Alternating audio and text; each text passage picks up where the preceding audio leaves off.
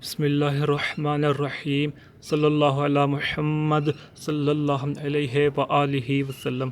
अस्सलामु अलैकुम स्टूडेंट्स। आज का जो हमारा टॉपिक है वो है लैंग्वेज के बारे में डिस्कस करेंगे। ये क्या है कि ये पिछले लेक्चर में हमने स्टडी कर लिया था कि व्हाट इज़ कल्चर, इसकी types, material, non material, real और आइडियल कल्चर, ये 4 टाइप्स के बारे में बात कर ली थी। तो आज जो इससे पिछले लेक्चर में तो हमने तो एलिमेंट्स पर बात करें, एलिमेंट्स ऑफ कल्चर। तो 4 एलिमेंट्स हैं। पहला है सिंबल, दूसरा है लैंग्वेज जिस पर आज डिस्कस करने लगे हैं, तो तीसरा है वैल्यूज़, चौथा है नॉर्म्स, और नॉर्म्स में ही मोर्स और वॉकवेज आ जाता है। तो जो दूसरा एलिमेंट ऑफ कल्चर है वो आज इंशाल्लाह डिस्कस करेंगे। तो language is the key word of the culture. जो लैंग्वेज है, ज़बान है, ये किसी भी कल्चर की एक की वर्ड है, मेन वर्ड है, मेन लफ्ज़ है एक लैंग्वेज। अगर किसी कल्चर की लैंग्वेज का पता नहीं है कि हमें किसकी कल्चर की, सोसाइटी की, स्पेसिफिक रीजन की लैंग्वेज क्या है, तो हम उसको सोसाइटी को, उस कल्चर को स्टडी नहीं कर सकते कि ये कल्चर है क्या। Language is the system of symbol that allow people to communicate with N other.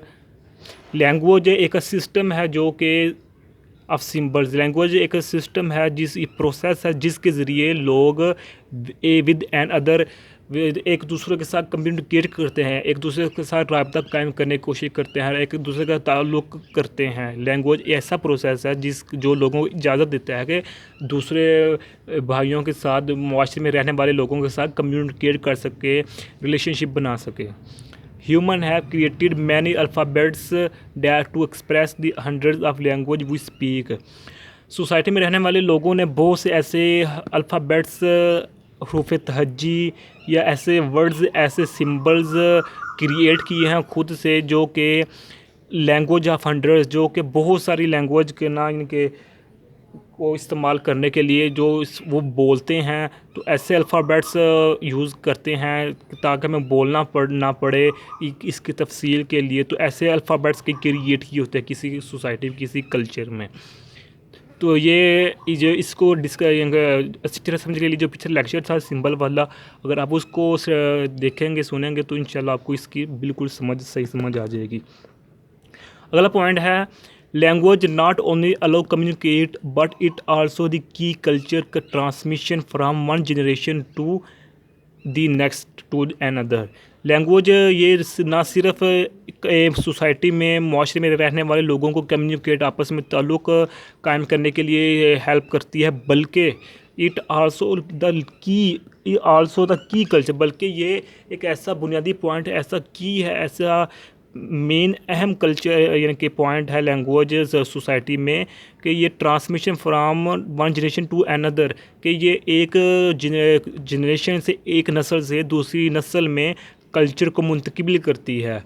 मिसाल के तौर पर अगर आज से 5 साल पहले जो एक सोसाइटी का कल्चर था, और वही आज अगर कल्चर है 10 साल बाद, तो हम क्या कहेंगे कि आज से 10 साल जो पहले इसकी लैंग्वेज थी और आज की लैंग्वेज है बहुत यानी कि सेम है, मिलती जुलती है। 98% मिलती जुलती है लैंग्वेज। तभी तो हमारे पास जो है कल्चर हमारे पास आया है, वन जनरेशन से दूसरी जनरेशन से, एक नस्ल से दूसरी नस्ल से, यानी कि हमारे फोरफादर से हम तक जो पहुंचा है कल्चर। तो आगे मैंने शॉर्ट लिखा है, बिकॉज यानी कि लैंग्वेज इम्पोर्टेंट क्यों है एक सोसाइटी में, एक माशरे में लैंग्वेज अहम क्यों है इतनी। क्योंकि एवरी कल्चर इज़ डिफरेंट, क्योंकि हर कल्चर डिफरेंट है दूसरे कल्चर से। कोई कल्चर हो सकता है कि दूसरे कल्चर से मिलता जुलता हो, लेकिन फिर भी जो डिफरेंस है ना वो पाया जाता है, अगरचे मिनिमम ही क्यों ना हो। Each language has words not found in any other language, for example read and etcetera. यानी कि एक कल्चर में एक लफ्ज़ है, तो वही लफ्ज़ दूसरे कल्चर में मुख्तलिफ अंदाज में, मुख्तलिफ तौर तरीक़ों से उसको पढ़ा जाता है। मिसाल के तौर पर अगर यूरोपीय ममालिक की, यानी कि जो तरक्की याफ़्ता ममालिक हैं, अमेरिका हो गया, तो यूएस हो गया, तो अगर इसमें एक ममालिक की बात करें, तो वो जब हम कहते हैं स्टडी करना, रीड करना, वहाँ रीड का लफ्ज़ इस्तेमाल किया जाता है। जबकि बड़े सगीर में मुल्क वतन अज़ीज़ पाकिस्तान में और इंडिया में तो हम इसमें इसको लफ्ज़ करते हैं पढ़ना, यानी कि किसी चीज़ को रीड करना या पढ़ना, यानी कि है लफ्ज़ एक ही है। अमेरिका में भी उसका एक ही माना है, पाकिस्तान में भी उसके एक ही माना है, लेकिन क्या है, लफ्ज़ मुख्तलिफ है, लफ्ज़ मुख्तलिफ हो गया है। तो ये आज का हमारा लेक्चर था छोटा सा। तो इंशाल्लाह अगले लेक्चर में आपसे वैल्यूज़ और नाम्स की जो चौथी और तीसरी चौथी एलिमेंट हैं ऑफ कल्चर, उसके बारे में डिस्कस करेंगे। तब तक के लिए अल्लाह हाफिज़। हमारे चैनल को सब्सक्राइब कीजिए, लाइक भी कीजिए और शेयर भी कीजिए। जज़ाकल्लाहु खैरा। अस्सलामु अलैकुम व रहमतुल्लाहि व बरकातुहू।